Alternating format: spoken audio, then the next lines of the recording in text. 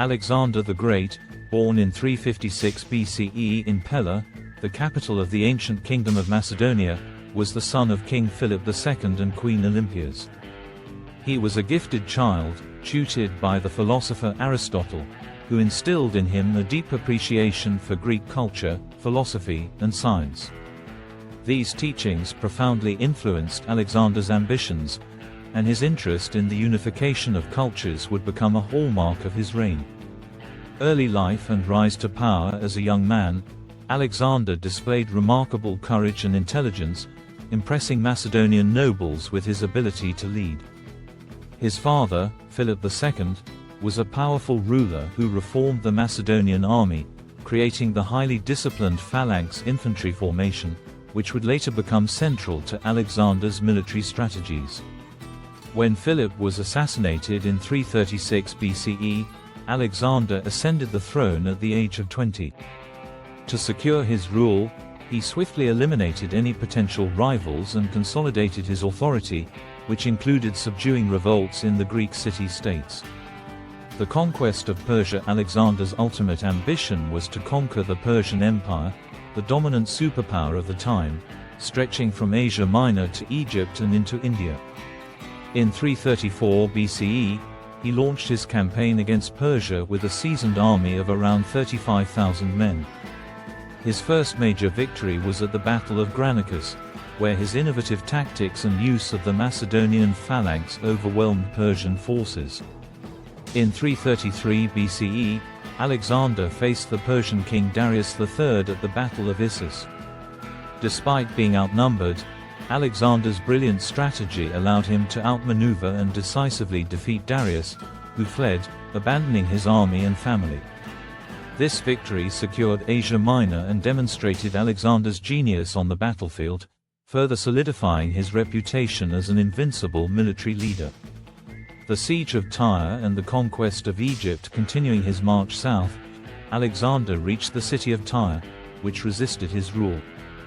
The siege of Tyre lasted 7 months and highlighted Alexander's determination and ingenuity. He built a massive causeway to breach the island city's defenses. The fall of Tyre sent a strong message to the rest of the Persian territories. In 332 BCE, Alexander entered Egypt, where he was welcomed as a liberator from Persian control. There, he founded the city of Alexandria, which would become a center of Hellenistic culture and learning. The Egyptians also declared him a god-king, which further enhanced his status and authority. The Battle of Gaugamela and the fall of Persia. The decisive battle in Alexander's conquest of Persia came in 331 BCE at Gaugamela, where he faced Darius III for the second time. The Persians vastly outnumbered Alexander's forces, but through a combination of tactical brilliance, disciplined formations, and a daring charge directly at Darius, Alexander achieved a historic victory. Darius fled, and Alexander claimed the Persian capitals of Babylon, Susa, and Persepolis.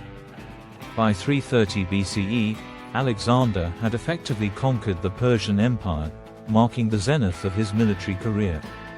Eastern expansion and the journey into India. Alexander's ambition did not stop with Persia. He set his sights on further conquests in the east. In 327 BCE, he led his army into the Indian subcontinent, reaching the borders of the Punjab region. In 326 BCE, he faced King Porus at the Battle of the Hydaspes.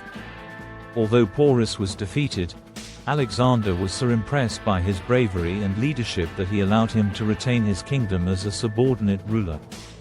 This campaign also marked the easternmost extent of Alexander's conquests, as his troops, exhausted and weary from years of campaigning, refused to march further into India.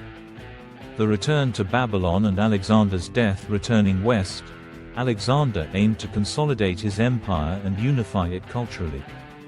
He encouraged marriages between his officers and local women and adopted Persian customs to integrate the diverse peoples of his empire. However, his efforts to merge Greek and Persian cultures created tensions with his Macedonian soldiers, who saw these practices as foreign and unworthy of their leader. In 323 BCE, after arriving in Babylon, Alexander fell ill, possibly due to fever or poisoning, though the exact cause of his death remains a mystery. He died at the age of 32, leaving no clear successor. His empire, which stretched from Greece to Egypt and as far as India, was left to be divided among his generals, known as the Diadochi, who fought for control in a series of wars, leading to the fragmentation of the empire. Alexander's legacy. Despite the collapse of his empire, Alexander's legacy endured. He spread Greek culture, language, and ideas across his empire, leading to the Hellenistic period, during which Greek influence permeated the Mediterranean, Middle East, and Central Asia. The cities he founded, particularly Alexandria in Egypt, became centers of learning and cultural exchange, blending Greek, Egyptian, Persian, and Indian influences. His life and campaigns inspired future military leaders, from Julius Caesar to Napoleon Bonaparte, and his dream of a united world has continued to fascinate historians, philosophers, and artists for centuries. In sum, Alexander the Great was not only a military genius but also a visionary who reshaped the ancient world. His campaigns paved the way for new cultural exchanges, connecting East and West in ways that would define the course of history. His legacy endures in the places he conquered, the ideas he spread, and the countless lives he influenced across time. Thanks for watching. Like, subscribe and press bell icon for more details.